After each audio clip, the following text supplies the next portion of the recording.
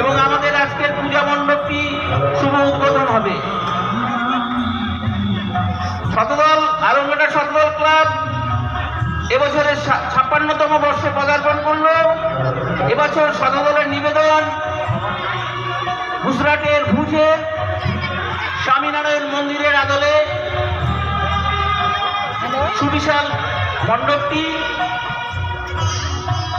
এবং সুসজ্জিত এক সুন্দর প্রতিমা আমাদের মণ্ডপে আজকে শুভ উদ্বোধন হবে।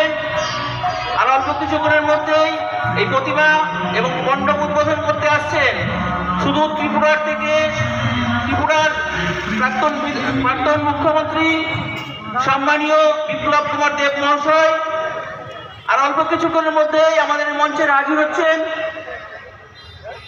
এছাড়া উপস্থিত হচ্ছেন সম্মানীয় প্রাক্তন সাংসদ অর্জুন সিং মহাশয়, উপস্থিত থাকছেন লোকপ্রিয় সাংসদ রানাঘাট কেন্দ্রের শ্রী জগন্নাথ সরকার মহাশয়, উপস্থিত থাকছেন সম্মানীয় স্থানীয় বিধায়ক অসীম বিশ্বাস মহাশয়, উপস্থিত থাকছেন রানাঘাট উত্তর পশ্চিম কেন্দ্রের সম্মানীয় বিধায়ক পার্থসারথী চ্যাটার্জি মহাশয়।